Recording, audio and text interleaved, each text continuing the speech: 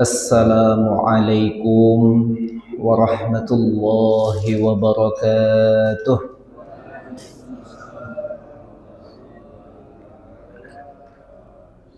Alhamdulillahi dzit tawli wal in'am wal izzati allati la turam wal jiwari alladhi la yudam.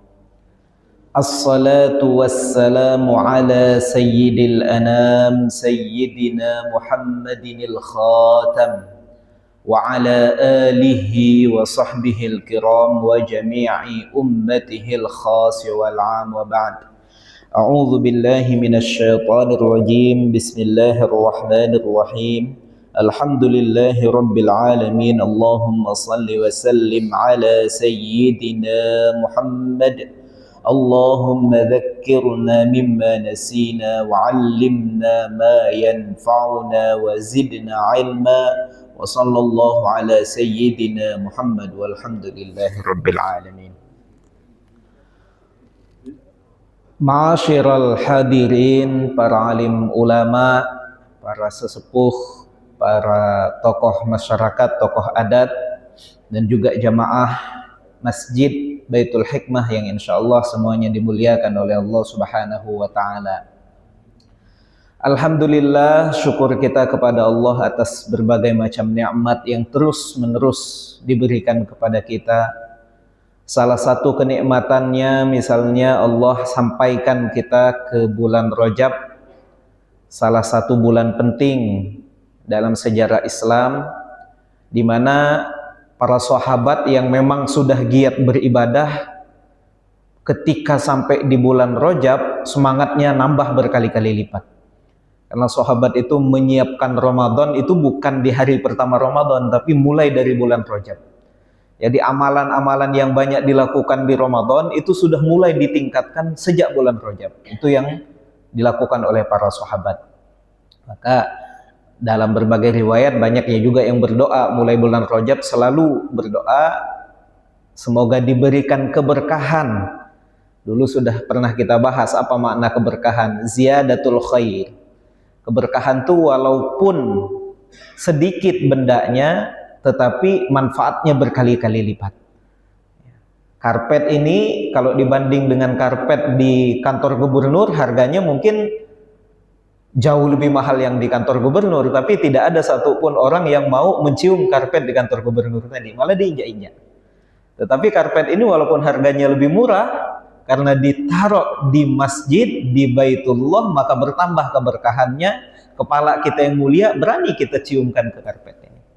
Itu namanya keberkahan, dan itu yang diminta oleh para sahabat. Allahumma barik lana fi Rajab wa Sya'ban. Ditambah keberkahan. Dan bukti penambahan keberkahan itu salah satunya waballighna Ramadan. Shalawat dan salam kepada baginda Rasulullah sallallahu alaihi wasallam. Allahumma shalli wa sallim ala sayyidina Muhammad wa ala alihi wa sahbihi ajma'in. Rasul yang teramat mulia, yang kemuliaannya itu jauh melampaui kemuliaan rasul-rasul yang lain. Kita kenal misalnya dalam berbagai riwayat Nabi Yusuf itu disebut manusia tertampan. Ada yang bilang begitu. Tetapi ketampanannya Nabi Yusuf ternyata masih membuat orang lain jatuh dalam kemaksiatan. Istrinya Aziz karena tergoda dengan ketampanannya Nabi Yusuf sampai mau mengajaknya berhubungan badan. Wa ghallaqatil abwab. Wanita-wanita Mesir ini bukan wanita biasa, wanita bangsawan. Kenapa? Karena bisa diundang ke istana kerajaan. Wanita-wanita bangsawan Mesir ketika melihat ketampanannya Nabi Yusuf, mereka katakan, hasya lillah ma hadza basyara. Masya Allah, ini bukan manusia. In hadza illa malakun karim. Ini malaikat yang mulia. memang bagus ucapannya, tapi apa yang dilakukan? Mereka motong tangan, motong buah sampai tidak sengaja memotong tangannya. Ketampanannya Nabi Yusuf begitu tampannya, tapi membuat orang jatuh kepada kemaksiatan. Beda dengan ketampanannya Nabi Muhammad SAW. Ketampanan yang membuat orang tidak mampu melihat. Maka sahabat-sahabat itu tidak ada yang meriwayatkan bagaimana tampannya muka Nabi, karena tidak tahan lama-lama melihat. Yang menceritakan kemudian nanti wanita Arab Badui. Nah, memang banyak ilmu kita itu justru hadir dari orang-orang dusun. Kenapa? Karena adabnya beda dengan adab sahabat. Sahabat tidak berani, adabnya tidak berani menatap lama-lama kepada wajah Rasulullah SAW. Ada wanita Badui ketika Nabi sedang hijrah, mampir.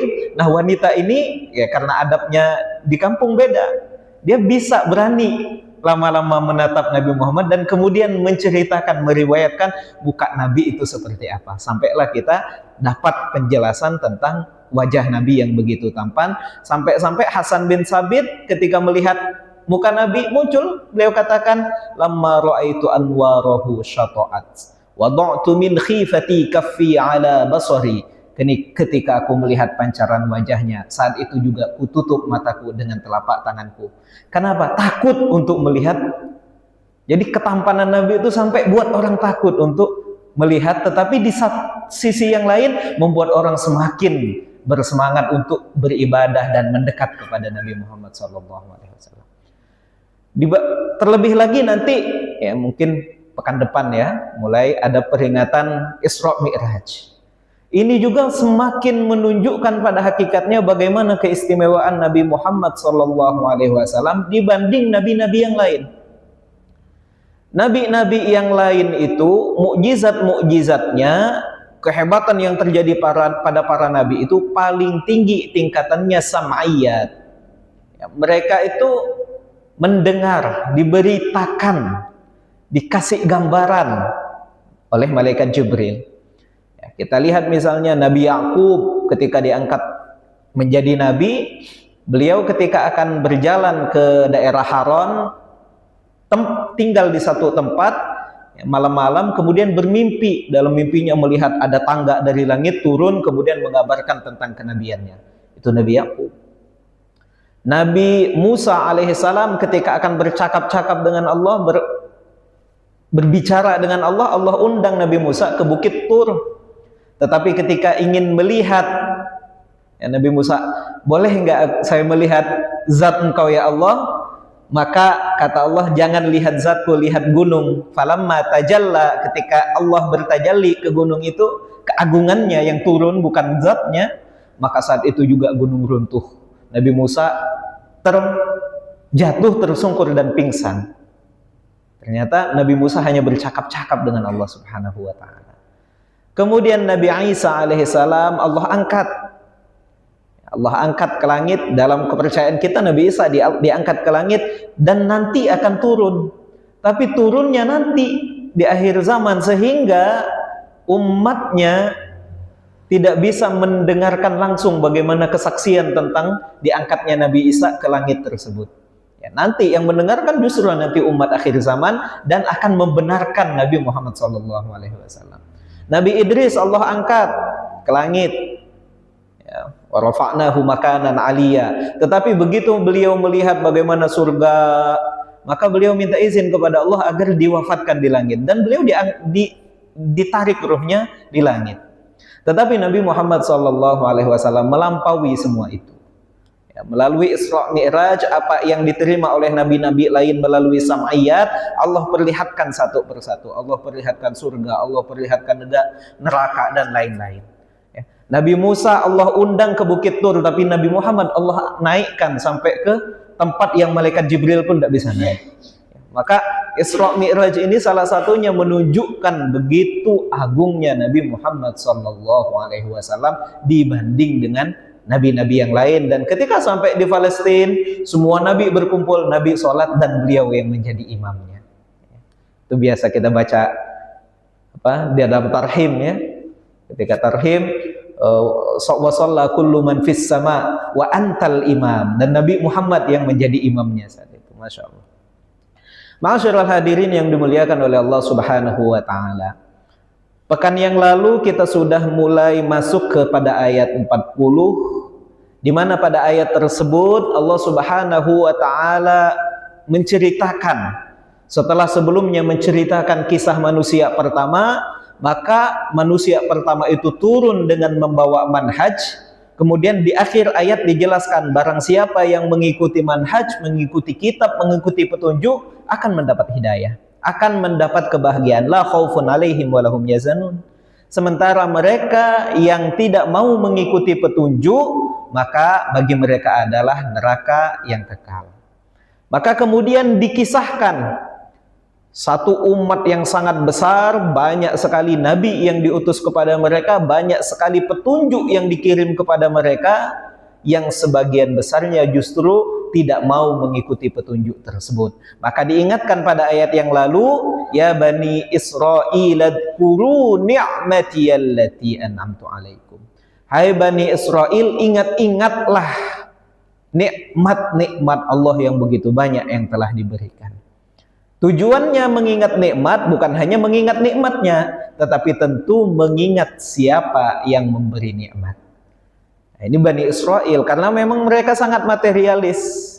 Sementara umat Islam diajak oleh Allah jangan seperti Bani Israel yang harus diingatkan dengan nikmat dulu. Maka umat Islam langsung udkurullaha, ingatlah Allah. Bukan lagi ingat nikmat, tapi langsung diajak mengingat Allah Subhanahu wa taala, dzikran katsira, dengan banyak-banyak mengingatnya. Salah satunya dengan banyak melaksanakan ibadah salat. Maka pada ayat ke-41 Allah Subhanahu wa taala berfirman, wa aminu bima anzaltu. Maka berimanlah kalian wahai Bani Israel bima anzaltu, terhadap Al-Qur'an. Wa aminu bima anzaltu musaddiqan lima ma'akum. Yang Al-Qur'an itu berfungsi sebagai koreksian, berfungsi sebagai pembenar terhadap kitab Taurat yang ada pada kalian. Bani Israel walaupun begitu menanti-nanti datangnya seorang rasul terakhir, ternyata rasul itu hadir dari bangsa Arab, bukan dari Bani Israel. Maka kemudian mereka bagian, mereka iri, mereka benci luar biasa. Maka Allah Subhanahu wa taala di sini dengan begitu lembutnya tidak mengatakan berimanlah kepada Nabi Muhammad, tapi Allah tegaskan berimanlah kepada apa yang aku turunkan. Jadi jangan melihat sosok nabinya, tapi lihat siapa yang menurunkan kitab tersebut. Dan pekan lalu sudah kita sampaikan bahwa sebelum Al-Quran itu dapat digunakan sebagai koreksian, verifikator terhadap kitab-kitab yang lain, maka hal yang pertama yang harus dilakukan adalah membuktikan kebenaran Al-Quran itu sendiri. Dan satu-satunya kitab yang menantang manusia untuk membuktikan kebenaran kitab itu sendiri adalah Al-Quran. Kitab lain tidak ada yang menantang manusia untuk buktikan kebenaran Taurat, tidak ada. Dalam ayat Taurat tidak ada. Bahkan satu-satunya kitab yang mendapat jaminan inna nahnu nazzalna dzikra wa inna lahu lahafizun hanyalah Al-Quran. Nah, silahkan digunakan berbagai macam metode, dicek bagaimana hurufnya, dicek pilihan katanya, dicek pilihan kalimat-kalimatnya, gaya bahasanya, isi kandungannya, tantangan untuk membuat Al-Quran, semuanya silahkan dilakukan. Dan kalau itu semua sudah dilakukan dan tidak menemukan kecacatan apapun dalam Al-Quran, maka barulah Al-Quran itu layak untuk menjadi verifikator, menjadi koreksi terhadap kitab-kitab yang telah lalu. Dan kalau dilihat ungkapan musaddiqan lima ma'akum, pada hakikatnya Al-Quran ini bukanlah ajaran yang baru. Al-Quran ini menjadi koreksi, membenarkan kesalahan-kesalahan umat yang telah lalu. Maka salah satu ajaran dalam Al-Quran adalah mendirikan sholat, yang ternyata sholat ini menjadi usul syara'i, syariat dari umat-umat terdahulu, syariat inti di antara syariat inti itu pertama, semua nabi mengajarkan untuk mentauhidkan Allah. Tidak ada satupun nabi yang mengajarkan untuk syirik kepada Allah Subhanahu wa taala. Tidak ada. Yang kedua, semua nabi mengajarkan untuk mendirikan salat. Maka kita lihat kisahnya Nabi Ibrahim, alhamdulillahilladzi, segala puji bagi Allah Subhanahu wa taala, wahabali 'alal kibar, yang telah memberikan hadiah luar biasa ketika usiaku sudah tua.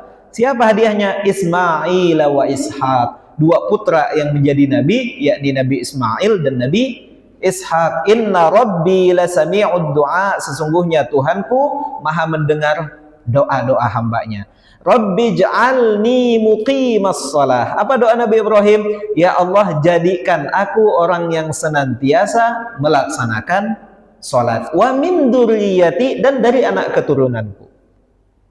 Nabi Ismail juga begitu. Nabi Ismail, wadhkur fil kitabi Ismail innahu kana shadiqal wa'di wa kana rasulan nabiyya wa kana ya'muru ahlahu bis shalah. Nabi Ismail dapat doa dari bapaknya, doa Nabi Ibrahim tadi, Rabbi ij'alni muqimas shalah wa min dzurriyyati, dan dari anak keturunanku. Nabi Ismail mengajak keluarganya, wa kana ya'muru, memerintahkan ahlahu bis shalah. Keluarganya disuruh untuk melaksanakan salat dan membayar zakat. Wa kana 'inda rabbih mardiya. Nabi Musa, innani anallahu la ilaha illa ana fa'budni wa aqimis salata li dzikri. Ketika Nabi Musa dipanggil ke bukit Tursina, apa yang disampaikan oleh Allah? Innani anallah, sesungguhnya aku adalah Allah, la ilaha illa ana, tidak ada Tuhan kecuali aku, fa'budni wa aqimis salata li dzikri. Nabi Musa disuruh untuk salat.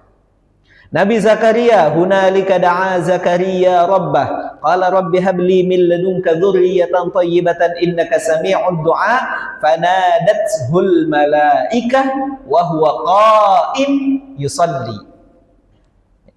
Nabi Zakaria tidak punya anak sampai usia yang sudah senja, istrinya juga sudah tua, mandul, tapi tidak berhenti berdoa. Dan ternyata doanya dikabulkan sebelum selesai sholatnya. Fanadathul malaikah wa huwa qa'im, masih berdiri dalam sholat, doanya sudah dikabulkan oleh Allah Subhanahu wa taala. Itu Nabi Zakaria. Dan menjadi gambaran bahwa sholat Nabi ada yang berdiri, ada berdirinya. Nabi Zakaria. Nabi Isa, wa ja'alani mubarakan aynama kuntu wa awsani bis shalah. Nabi Isa juga, wasiat dari Allah kepada beliau adalah wa awsani bis sholati waz zakah, senantiasa salat dan membayar zakat madum tuhayya, selama Nabi Isa masih hidup. Siti Maryam juga salat. Ya Maryamu qunuti li rabbiki wasjudi warka'i ma'ar raki'in. Lebih jelas lagi Siti Maryam, wahai Maryam, tunduklah kepada Tuhanmu, wasjudi, sujudlah, warka'i, dan rukuklah, ma'ar raki'in, bersama orang-orang yang ruku. Kesimpulannya apa? Salat nabi-nabi terdahulu diperintahkan oleh Allah, dan bentuk salatnya ada berdirinya seperti Nabi Zakaria, ada sujud dan rukuknya sebagaimana dijelaskan dalam kisah Siti Maryam. Maka salat yang benar adalah salat yang ada berdirinya, ada rukuknya, dan ada sujudnya. Kenapa penting? Karena ternyata sampai saat ini ada juga salatnya bangsa Yahudi, ada berdirinya, ada sujudnya, tapi yang lewat cuma satu, tidak ada rukuknya. Maka selalu Al-Quran mengulang warka'i ma'ar raki'in, ya. Wala takunu awwala kafirin bih. Al-Quran yang menjadi musaddiqon, koreksian terhadap kitab-kitab yang telah lalu itu, wala takunu awwala kafirin bih. Wahai Bani Israel, jangan menjadi penentang utama. Awwala kafir maknanya orang yang pertama kali kafir. Tetapi ini balaghahnya Al-Quran. Orang yang pertama kafir kepada Al-Quran bukan Yahudi. Yang pertama kafir ya justru orang-orang kafir Quraisy sebelum Nabi hijrah. Karena mereka sudah kafir terhadap Al-Quran ketika Al-Quran diturunkan di Mekah. Kenapa Yahudi dikatakan jangan menjadi yang pertama kafir? Maksudnya adalah orang yang paling menentang Al-Quran sehingga seolah-olah dia yang paling maju pertama kali untuk menentang. Itu makna awwala kafir. Kenapa begitu? Karena beda dengan orang Quraisy. Orang Quraisy mereka jahiliyah, tidak mengenal kitab sebelumnya. Sementara Yahudi, mereka punya kitab Taurat. Mereka kenal ciri-ciri kenabian, mereka tahu akan datangnya Nabi terakhir. Tetapi ketika Nabi itu datang, Nabi yang mereka tunggu-tunggu itu datang, mereka menentang, seolah-olah mereka menentang Al-Quran, mereka menentang Taurat yang mereka pegang sendiri, dan jadilah mereka penentang utama. Karena sudah tahu, tapi masih tidak mau mengikuti. Beda dengan kafir Quraisy, mereka memang tidak tahu sebelumnya, jahiliyah. Tidak mengenal konsep kitab suci sebelumnya. Beda dengan Yahudi.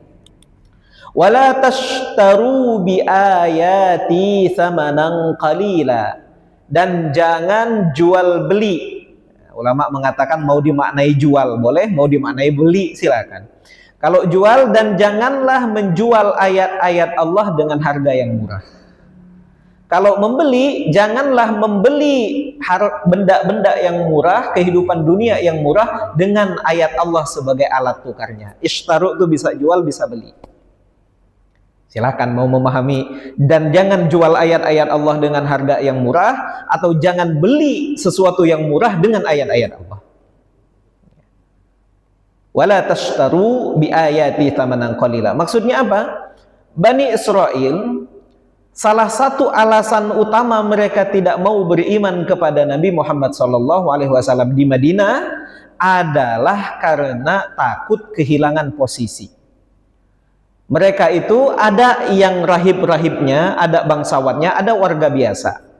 Yang bisa mengakses kitab suci, beda dengan Islam. Semua orang bisa akses kitab sucinya. Di Yahudi Bani Israel di masa Nabi, yang bisa mengakses kitab suci hanya para rahibnya. Ulama-ulamanya saja kalau kata kita, bahasa kita. Ketika ada satu permasalahan, orang awamnya datang kepada ulama-ulamanya ini, nanya, minta fatwa. Nah, disinilah mereka menjual ayat-ayat Allah, dicari. Oh, kalau ada yang ngasih lebih banyak, maka dalilnya dirubah, ayatnya dirubah. Ya. Dengan ngasih, oh saya ada masalah begini. Oh yang ini, kalau yang ini kita menangkan, ini lebih menguntungkan, maka dirubah ayatnya, dapat dia persenan. Nah itu yang mereka takutkan ketika mereka ikut kepada Nabi Muhammad, mengikuti Al-Quran, tidak bisa lagi. Mereka merubah-rubah seperti itu. Kehilangan mata pencaharian, tidak lagi dihormati. Ini yang disebut wala tashtaru bi ayati tsamanan qalila. Ayat ini ditujukan kepada Bani Israel, tapi pesannya sama untuk semua, untuk kita juga. Jangan pula kita menjadi orang-orang yang menjual ayat-ayat Allah, maksudnya menafsiri ayat-ayat Allah dengan kehendak hawa nafsu kita untuk mendapatkan kedudukan dan harta benda. Kalau sekarang sudah tidak lagi. Kalau dulu saya dengar dari orang tua guru-guru dulu, di zaman Orde Baru itu mengerikan, Pak. Ya. Lagi kampanye, dulu kan partainya tidak banyak. Di antara partai terkuat Golkar misalnya. Gambarnya, logonya adalah pohon beringin. Orang dulu kalau kampanye anti Golkar, wala taqraba hadhis syajarah. Jangan dekati pohon ini. Wah, ini cerita kakek-kakek dulu. Dulu kampanyenya begitu, dipakai ayat Al-Qur'an untuk dalil-dalil politik. Naudzubillah min dzalik. Sekarang juga masih ada, tapi lebih halus. Ya, tidak sekasar dulu. Wala tashtaru bi ayati tsamanan qalila wa iyaya fattakun. Dan hanya kepada Allah lah semestinya mereka bertakwa. Dan bertakwalah kepada Allah Subhanahu wa ta'ala. Maknanya kalau kalian khawatir terhadap azab, maka jadikanlah ketakwaan itu sebagai wiqayah, sebagai penghalang dari jatuhnya azab tersebut. Wala talbisul haqqa bil batil wa taktumul haqqa wa antum ta'lamun. Diingatkan juga kepada Bani Israel, janganlah kamu campur adukkan kebenaran dengan kebatilan, dan jangan pula sembunyikan kebenaran sedangkan kamu mengetahuinya. Bentuk Tadi kan dijelaskan wala tashtaru bi ayati tsamanan qalila, jangan menjual belikan ayat Allah dengan harga yang murah. Bentuk memperjualbelikannya adalah ini. Pertama, talbisul haqqo bil batil. Talbis, libas maknanya pakaian.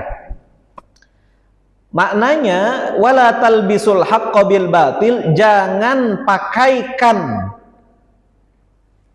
pakaian terhadap kebenaran itu kebatilan. Jangan campur adukan yang benar dengan yang batil. Mereka kitab sucinya itu tidak semuanya dirubah. Ada sebagian yang ditambahkan, ada sebagian yang dikurangi, ada sebagian yang dihilangkan, ada sebagian yang dirubah. Itu cara merubahnya. Di antaranya misalnya dalam kitab suci mereka ada penjelasan Nabi terakhir, termasuk warna rambutnya, termasuk namanya, termasuk tinggi badannya, warna kulitnya ada. Dan itu sangat jelas. Sampai-sampai Yahudi itu ya'rifunahu kama ya'rifuna abna'ahum, mengenal Nabi sebelum datangnya Nabi itu seperti mereka mengenali anak kandungnya sendiri. Bahkan lebih kenal lagi. Karena dengan anak kandungnya mereka dulu belum ada tes DNA, tidak yakin sebenarnya ini anak dia atau ada orang lain nanam saham, tidak tahu. Ya. Maka dulu orang Yahudi itu simple, kalau dianya putih warna kulitnya, istrinya putih, lahir anaknya tidak putih, maka mulai istrinya dituduh berzina, selesai. Padahal gen itu tidak begitu. Kadang-kadang ada orang dia dapat gen warna kulit itu justru dari kakeknya. Ternyata kakek atau neneknya memang ada yang punya warna kulit lebih gelap. Tapi Bani Israel ya dulu gampangnya begitu. Punya anak warnanya gelap, istrinya putih, dianya putih, oh sudah, berarti istrinya selingkuh. Mereka tidak begitu mengenal anak-anaknya. Ya, apalagi kalau kita lihat di zaman jahiliyah, satu wanita bisa punya 20 pasangan. Nanti begitu anaknya lahir, dikumpulin laki-laki yang pernah tidur dengan wanita tersebut, anaknya sudah bisa jalan, disuruh cari bapakmu. Laki-laki manapun yang didatangi oleh anak itu wajib tanggung jawab. Itu mereka kenal, dengan anaknya pun tidak terlalu kenal, tetapi dengan Nabi ya'rifunahu kama ya'rifuna abna'ahum. Ciri rambutnya tahu, tingginya tahu, namanya tahu. Tapi begitu Nabi datang, mereka mengiranya Nabi itu dari Bani Israel. Ketika datang dari bangsa Arab, mulai mereka robah, tingginya itu sangat tinggi. Padahal Nabi itu dalam riwayat laisa bit tawilil ba'in wala bil qasir. Tidak terlalu tinggi, tidak terlalu rendah. Kalau duduk dengan orang-orang kelihatannya paling tinggi. Tapi ketika jalan dengan rombongan-rombongan, bukan yang paling tinggi, bukan yang paling rendah. Tapi ketika duduk, katfahu qad alata, pundaknya terangkat sehingga terlihat melebihi teman-teman yang ada di samping kanan kirinya. Itu Nabi Muhammad.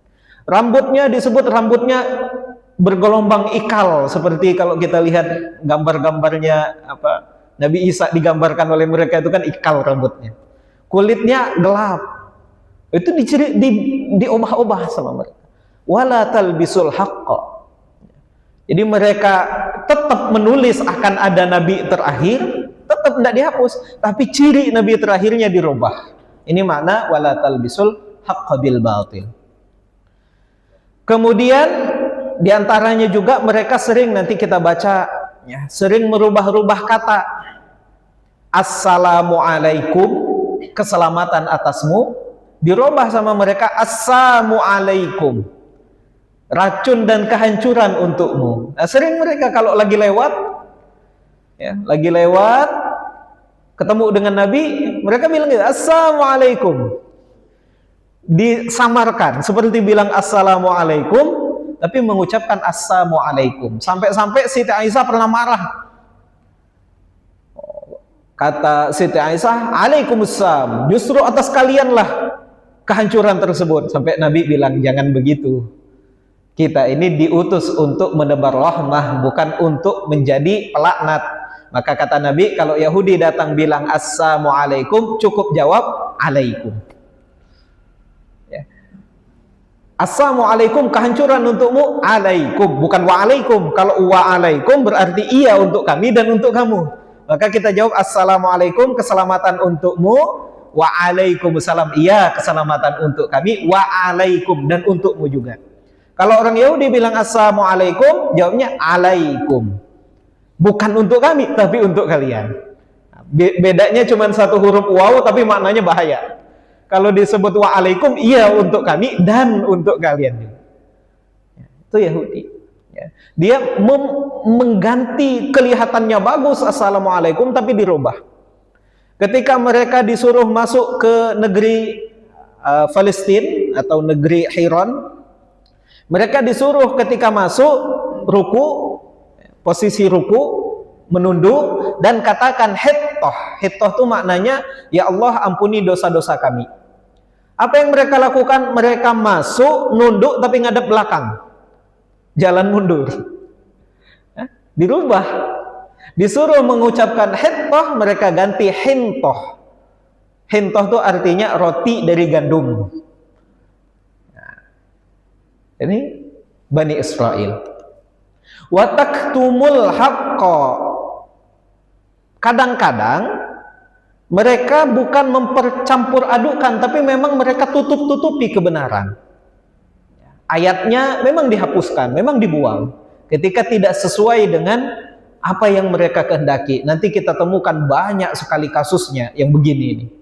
Banyak sekali kasusnya. Di antaranya mereka tidak boleh memerangi satu sama lain, sesama bangsa Bani Israel, sesama bangsa Yahudi, tetapi justru mereka saling berperang satu sama lain.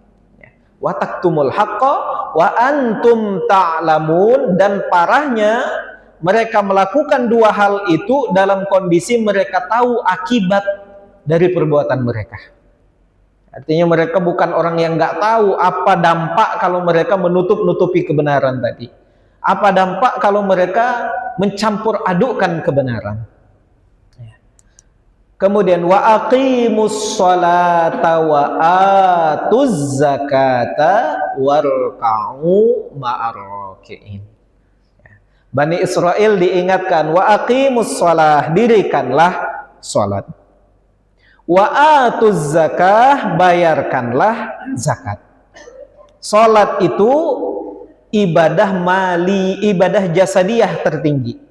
Ibadah yang berkaitan dengan fisik yang paling agung itu adalah sholat. Bani Israel disuruh wa aqimus sholata, dirikanlah sholat. Wa atuz zakata, dan bayarkanlah zakat, tunaikanlah zakat. Dirikanlah sholat, bangun hubungan dengan Allah. Wa atuz zakata, jangan selesai dengan membangun hubungan dengan Allah, tapi lihat bagaimana masyarakat sekitar kita. Maka selalu Al-Quran itu mengaitkan antara sholat itu dengan, sering kali dikaitkan dengan zakat. Setelah sholat, zakat. Kenapa? Disuruh melihat, jangan sampai kita hanya takwa secara individual tapi lupa tetangga-tetangga kita. Ramadan, jangan sampai membangunkan orang untuk sahur tapi ternyata yang dibangunkan itu tidak punya apa-apa untuk dimakan. Lebih baik mereka tidur daripada bangun sahur tidak punya makanan apapun. Wa aqimus sholata wa atuz zakah. Maka kita lihat ara'aital ladzi, dalam Al-Maun, ara'aital ladzi yukadzibu biddin, tahukah kita siapa pendusta agama? Fadzalikal ladzi yadhu'ul yatim. Yang satu, mereka yang tidak mau, ya bukan hanya tidak mau, mereka yang menghardi anak yatim, tidak punya kepedulian sosial terhadap anak yatim. Wala yahuddu ala ta'amil miskin, dan tidak mau menganjurkan. Jadi Al-Quran itu paling minimal, kalaupun kita tidak punya harta untuk ngasih orang miskin itu makan, paling tidak ajak orang lain untuk yang punya harta untuk ngasih mereka. Kenapa? Karena wala yahuddu, orang yang tidak mau mengajak orang lain untuk memberi makan itu adalah pendusta agama. Jadi minimal begitu. Kalau tidak punya harta banyak untuk ngasih orang, minimal jangan melarang orang lain atau menghalangi orang lain dari memberi bantuan makanan. Terus apa ayat berikutnya? Fawailul lil musallina alladzina hum an shalatihim sahun. Maka kecelakaan bagi orang-orang yang sholat yang mereka lalai tentang sholatnya. Seolah-olah Allah ingin ingatkan orang yang tidak mau mengayomi anak yatim, orang yang tidak mau memberi makan anak orang miskin, bisa jadi berasal dari orang-orang yang sholat tapi lalai terhadap sholatnya. Bisa jadi mereka ini bukan dari orang-orang yang tidak sholat, orang sholat tetapi stop di sholat, tidak sampai ke wa'atuz zakah. Siapa mereka? Alladzina hum yura'un, yang kalau sholat itu karena ria, ingin dipuji, ingin dilihat oleh orang lain. Wa yamna'unal ma'un, dan enggan memberikan bantuan dengan bantuan yang berharga. Maka selalu Al-Quran itu ingatkan, wa aqimus sholata wa atuz zakah warka'u ma'arraki'in. Ini kata kunci. Sholat yang disuruh, sholat yang dikehendaki oleh Al-Quran itu bukan sholatnya orang-orang Yahudi yang tidak punya ruku. Mereka diajak untuk sholat dengan sholat yang benar, bahwa sholat yang mereka lakukan adalah sholat yang keliru. Maka Al-Quran datang memberikan kebenaran. Sholatlah sebagaimana sholatnya nabi-nabi terdahulu. Sholatlah seperti sholatnya Nabi Zakaria yang punya berdiri. Sholat juga seperti sholatnya Siti Maryam yang punya ruku dan punya sujud, dan itulah sholatnya umat Islam. Jadi ayat ini mengajarkan wa aqimus sholah, dirikanlah sholat, bangun kedekatan dengan Allah, wa atuz zakah, jangan lupa perhatikan masyarakat sekitar, jangan sampai kita sholat tetapi tetangga ada yang kelaparan, tidak punya makanan sama sekali. Warka'u ma'arraki'in, dan sholatlah bersama dengan orang-orang yang ruku. Rukuklah bersama dengan orang-orang yang ruku, maknanya berjamaah bersama dengan komunitas muslim di Madinah saat itu. Bukan lagi mengikuti ajaran nenek moyang mereka yang keliru tersebut. Demikian kurang lebih 4 ayat pengantar awal untuk sampai ke kisah Bani Israel.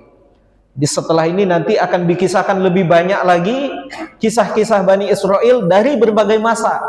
Dari masanya Nabi Musa, masanya Nabi Daud, masanya Nabi Sulaiman, masanya Nabi Yusha bin Nun, masanya nabi-nabi yang lain, termasuk dari masanya Nabi Isa. Walaupun di surah Al-Baqarah ini lebih banyak bercerita Bani Israel dari kalangan Yahudi. Baru nanti di Ali Imran itu menceritakan Yahudi dari kalangan Nasraninya. Ya. Ada tetapi tidak banyak di dalam surah Al-Baqarah. Banyaknya nanti di dalam surah Ali Imran untuk Yahudi dari kalangan Nasrani. Monggo, kita masih punya waktu. Jika ada yang ingin diskusikan atau diperdalam, monggo silakan.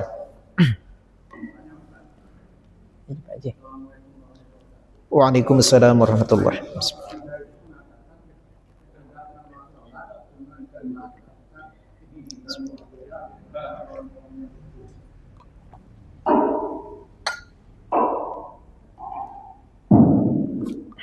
Pertanyaan saya, apakah ada kaitannya ayat 43 ini dengan surat Al-Maidah ayat 12 dan surat Al-Baqarah ayat 12?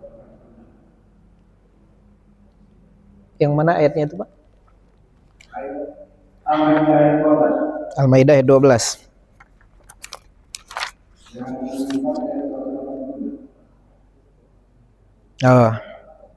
Qala Allahu inni ma'akum la in aqamtumus sholata wa atatumuz zakata wa amantum. Ya. Kaitan antara ayat ini dengan ayat-ayat yang lain, termasuk Al-Maidah. Al-Maidah itu wa id akhadallahu mitsaqa bani Israila wa ba'atsna minhum 12 naqiba wa qala Allahu inni ma'akum la in aqamtumus sholata wa ataitumuz zakata wa amantum birusuli wa 'azzartumuhum wa aqradtumullaha qardan hasan. Ya, sangat terkait. Ya, ayat ini memerintahkan Bani Israel wa aqimus sholata wa atuz zakah, tapi yang disuruh memerintahkan adalah Nabi Muhammad SAW. Ya. Tetapi di ayat yang Al-Maidah itu Allah jelaskan, Allah telah mengambil sumpah misak kepada Bani Israel. Apa misaknya? La in aqamtumus sholata wa ataitumuz zakata wa amantum birusuli, bahwa Allah akan selalu bersama mereka selama. Allah akan selalu bersama bangsa Bani Israel, menolong mereka selama aqamtumus sholata. Mereka selalu melaksanakan sholat.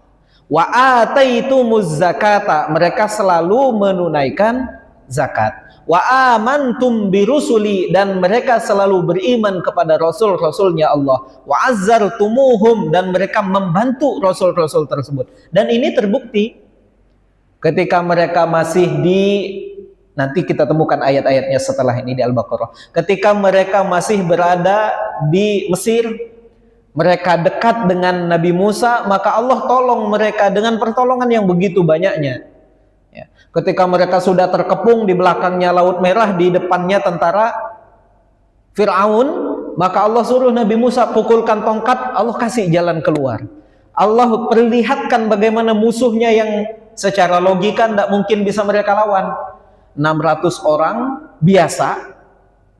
orang biasa, banyaknya perempuan, banyaknya orang-orang tua, bukan tentara, menghadapi 1 juta tentara berpakaian zirah lengkap. Logikanya tidak mungkin bisa menang. Ya. Tetapi ternyata Allah kalahkan musuhnya sekaligus. Ya. Justru dengan cara mereka melintasi Laut Merah, mereka mengejar, dan ketika di tengah Allah tutup kembali laut tersebut. Allah sudah tepati janjinya bagi mereka. Jadi selama mereka melaksanakan sholat, menunaikan zakat, membantu Rasul, maka Allah bersama mereka, Allah tolong mereka. Tapi faktanya sekarang apa itu dilakukan? Kan enggak.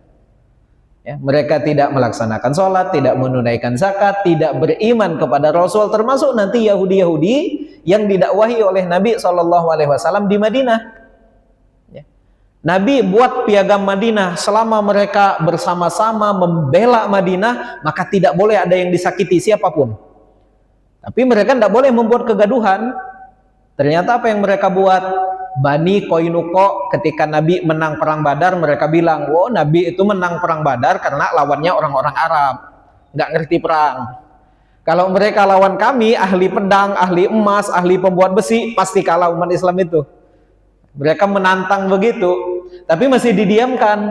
Tetapi ketika ada wanita muslimah datang ke pasar Qainuqa, dijahili sampai terbuka auratnya, sahabat ada yang marah, langsung dibunuh pelakunya, dan sahabat tadi dikeroyok sampai meninggal. Maka saat itu juga Rasul bersama umat Islam datang menyerang. 12 hari dikepung Bani Qainuqa, mereka menyerah. Bani Nadir, Allah kan jelaskan, selama mereka melaksanakan sholat, menunaikan zakat, membantu Nabi, maka hidup mereka aman. Tetapi di Madinah sudah dikasih kemuliaan begitu, ketika Nabi datang mau buat perjanjian, mereka naik, sebagiannya naik ke atas gedung, ya, mereka menjatuhkan batu dengan harapan menimpa kepala Nabi Muhammad SAW. Tapi datang malaikat Jibril, Nabi pulang, dikepung Bani Nadir, 14 hari juga mereka menyerah. Sisa Bani Quraisyah 1 di Madinah. Ya. Bani Quraisyah aman, bertahun-tahun hidup di Madinah. Kenapa? La in aqamtumus sholata wa ataitumuz zakata wa amantum birusuli. Selama itu masih aman. Tetapi begitu perang Ahzab, mereka berkhianat. Madinah dikepung, sahabat membuat parit sekeliling Madinah, yang dari dalam tidak bisa keluar, dari luar tidak bisa masuk. Ternyata mereka buka pintu gerbang Bani Quraisyah, sehingga orang-orang Arab yang mau menyerang bisa masuk sebelum kemudian mereka ditimpa oleh angin yang luar biasa. Maka Bani Quraisyah pun terusir. Ya. Jadi Allah memang berjanji kepada Bani Israel. Ya. Nanti di Al-Baqarah juga ada 8 perintah dan 10 dan 2 larangan yang diberitakan kepada Bani Israel. Salah satunya ini, wa aqimus sholata wa atuz zakah. Tetapi ternyata fakta sejarah menunjukkan bukan Allah yang tidak menepati janji kepada mereka, mereka yang tidak menepati janji kepada Allah Subhanahu wa taala. Maka itu kurang lebih kaitan ayat ini dengan ayat-ayat yang lain itu. Ayat ini ungkapan Nabi SAW disampaikan kepada mereka, sementara ayat yang lain itu cerita tentang nenek moyangnya Bani Israel yang memang sejak dulu juga diperintahkan untuk sholat dan menunaikan zakat. Ya, kalau kita lihat sekarang ada sebenarnya sholat mereka ada, tapi salah. Ya, zakat mereka khususnya di bangsa Nasrani juga ada. Setiap orang wajib menyetorkan 1/10 penghasilannya ada. Nah, tapi Al-Quran hadir musaddiqan. Al-Quran ini memperbaiki kekeliruan-kekeliruan. Yang benar ya konsep zakat yang Islam sekarang. Kalau 10% kasihan, Pak. Ya, menyiksa PPh aja enggak sampai 10%. Ya, kurang lebih begitu ya. Moga masih ada lagi yang lain. Ya. Waalaikumsalam warahmatullahi wabarakatuh.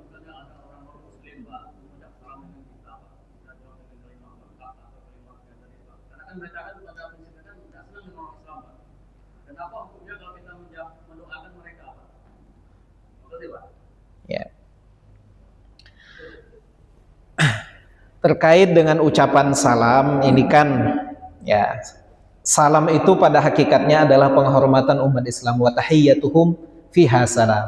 Ya, ungkapan penghormatannya umat Islam itu adalah assalamualaikum. Ya. Sehingga dulu memang ya khas yang mengucapkan assalamualaikum ini hanya komunitas muslim saja. Tetapi sekarang di era yang apa orang menyebutnya sekarang, di era media baru, post truth, di mana sudah susah kita membedakan mana yang ajaran kebudayaan, mana yang ajaran keagamaan. Sehingga diksi-diksi keagamaan itu banyak dipakai oleh orang-orang non-muslim sekarang.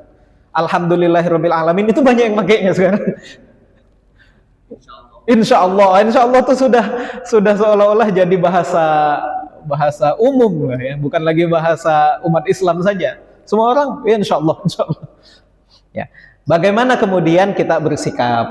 Ya. Ketika ada yang mengucapkan misalnya assalamualaikum, tentu ini bukan bagi mereka, ini bukan diksi keagamaan.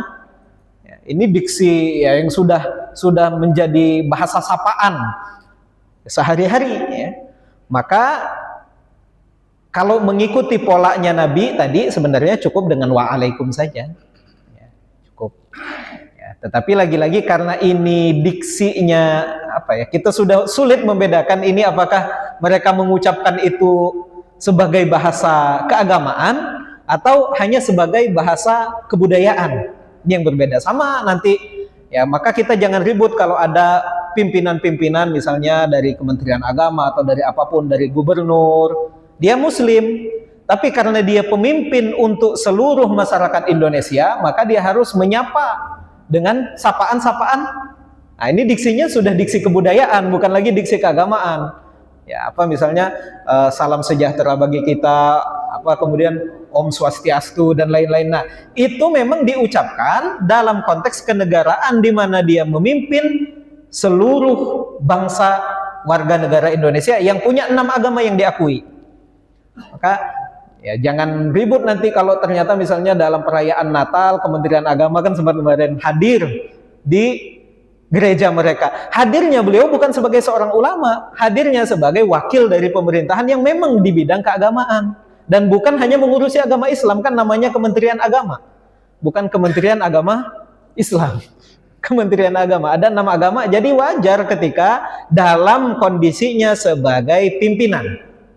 Tapi kalau hadir bukan dalam posisinya sebagai pimpinan, saya misalnya, saya bukan pimpinan, tiba-tiba saya hadir di perayaan keagamaan agama lain, maka salah. Karena saya tidak punya kepentingan apapun, tapi kalau memang pimpinan dan dia memang punya tugas untuk itu, maka ya sudah, ini sudah problemnya sudah problem kenegaraan, problem kebudayaan, bukan lagi problem atau diksi-diksi keagamaan. Itu satu. Ya. Karena itu tadi kita sudah sulit Pak sekarang. Kalau dulu memang yang mengucapkan itu hanya umat Islam saja, dan ada Yahudi yang memang sengaja assalamualaikum, mengubahnya tadi ya, meniru umat Islam tapi dia ubah sedikit. Yahudinya Yahudi di Arab, jadi mereka paham bahasa Arab. Jadi kurang lebih begitu ya. Saya kira dengan mengucapkan waalaikum saja sudah cukup ya. Tanpa artinya begini, kita tetap menghormati ya, tetap saling menjaga toleransi tanpa merubah keyakinan kita sama sekali. Ya, kurang lebih begitu cara bagaimana kita bersikap karena eranya sudah berubah. Ya, tidak bisa disamakan persis dengan masanya Nabi di mana di Madinah itu homogen, ya, Islam semua setelah Quraisy keluar. Sementara di kita ada 6 agama yang diakui. Ya, kurang lebih begitu, Pak. Oke. Oh, masih ada lagi. Assalamualaikum warahmatullahi wabarakatuh. Waalaikumsalam warahmatullahi Tadi di wabarakatuh. paparan disebutkan jangan menjual ayat itu dari Quran. Yang ingin saya tanyakan adalah menurut fatwa ulama dunia merokok itu kan haram. Apa? Merokok disebutkan haram. Tapi di Indonesia ini ada ormas Islam tertentu. Mereka boleh disebutkan dengan menjual ayat dengan murah. Mereka hanya menyebutkan mubah, bahkan makruh. Nah, bagaimana konsekuensi dari pimpinan umat yang menyebutkan seperti ini, Pak? Ya. Terima kasih. Assalamualaikum warahmatullahi wabarakatuh. Waalaikumsalam warahmatullahi wabarakatuh. Yang pertama, tidak ada dalil sharih yang menyatakan rokok itu haram. Itu satu. Tidak ada dalil tegasnya. Mau dicari sampai kemanapun tidak ada. Ya. Maka ketika berkaitan dengan dalil sharihnya tidak ada, dalil rincinya tidak ada, ulama membuat kaidah usuliyah. Ya. Nah, di antaranya kaidahnya banyak, la doror wala diror dan sebagainya. Ada juga nanti anak-anak kaidahnya tuh di bawah, idza ta'aradul mafsadatani, kalau ada dua mudarat yang bertentangan, maka dipilih yang akhaf, dipilih yang paling ringan. Dan itu yang dipakai nanti oleh para ulama, maka kesimpulan hukum bisa beda-beda satu tempat dengan tempat yang lain. Saat ini misalnya, saya tidak merokok Pak, dulu merokok, saya sekarang enggak. Dulu sempat, zaman masih santri, udah puluhan tahun lalu lah. Di antara kaidah-kaidah yang berlangsung misalnya, kalau saat ini diberlakukan rokok itu haram, maka sebelum memberlakukan rokok itu haram, pemerintah harus mempersiapkan ribuan lowongan pekerjaan, ya, untuk tenaga-tenaga kerja di pabrik-pabrik rokok yang pasti kena PHK. Kalau rokok itu diharamkan sekarang, jadi problemnya panjang nih. Ya, kalau rokok itu diharamkan saat ini, maka sebelum mengharamkan itu harus sudah punya ribuan lapangan pekerjaan untuk pegawai rokok yang pasti akan kena PHK.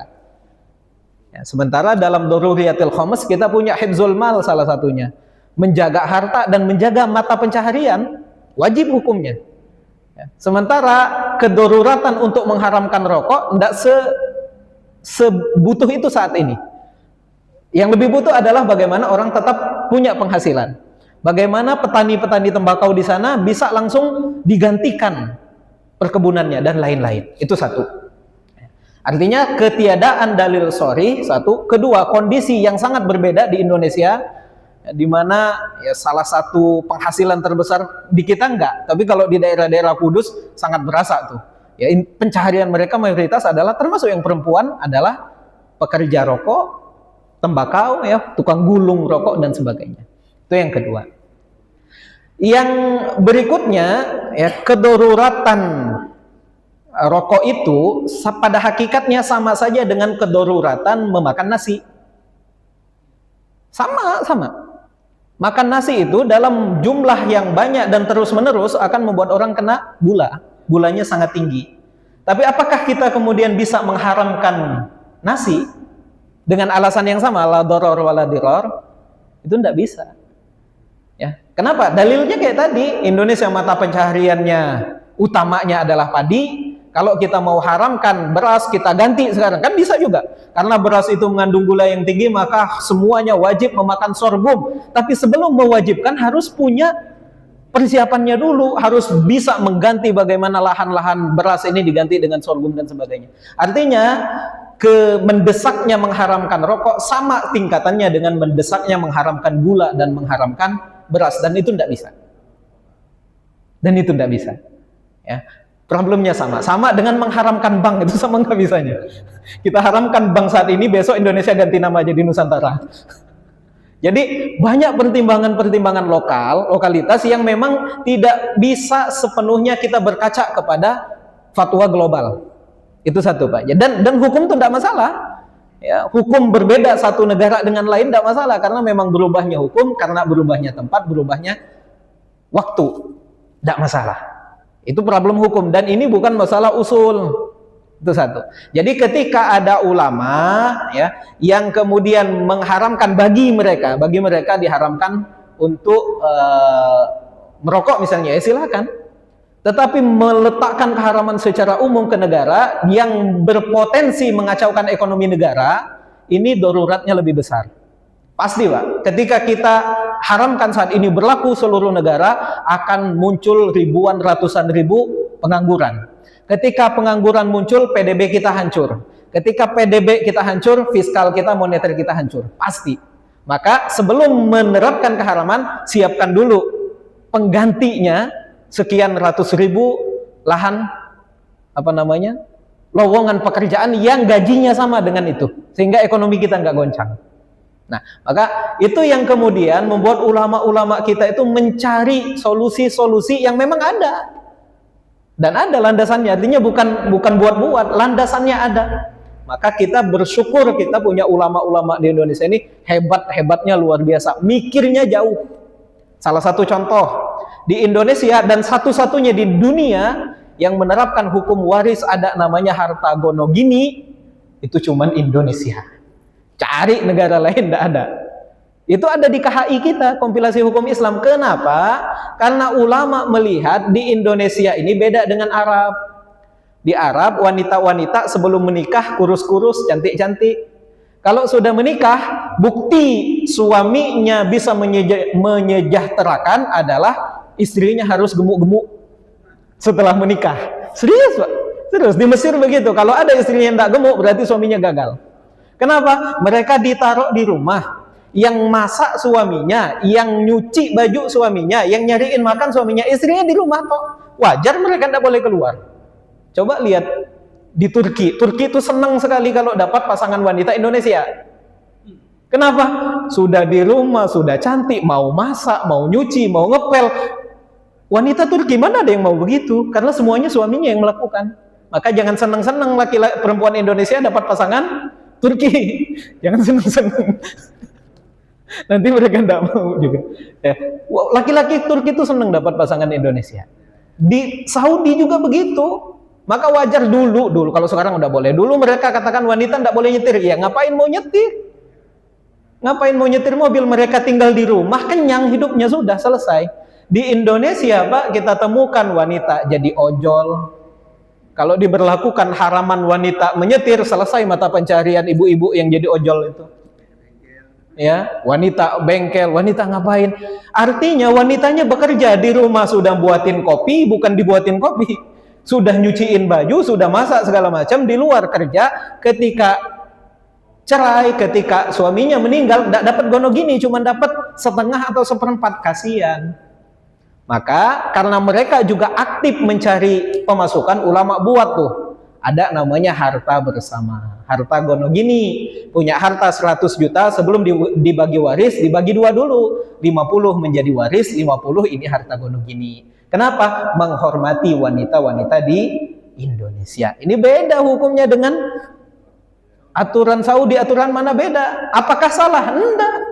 Karena memang menyesuaikan dengan kondisi di Indonesia. Kurang lebih begitu, Pak. Jadi ya ini ijtihad ulama kita. Ya, ijtihad ulama kita yang masih membolehkan rokok. Ya, ijtihad, dan ya ijtihad itu karena ada pertimbangan-pertimbangan yang daruratnya lebih besar.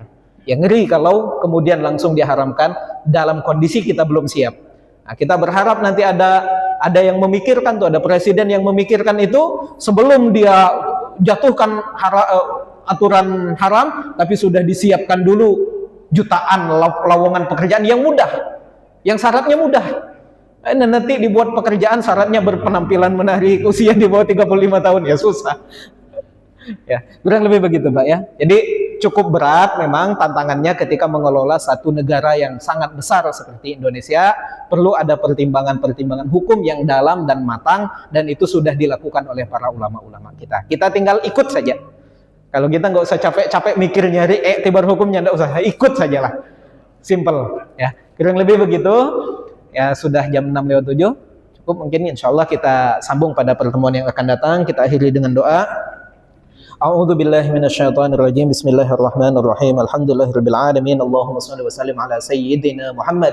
Allahumma dzakkirna mimma nasina wa 'allimna ma yanfa'una wa zidna 'ilma. Wa sallallahu ala sayyidina Muhammad walhamdulillahirabbil alamin. Wallahul muwaffiq ila aqwamit thoriq. Wassalamu alaikum warahmatullahi wabarakatuh.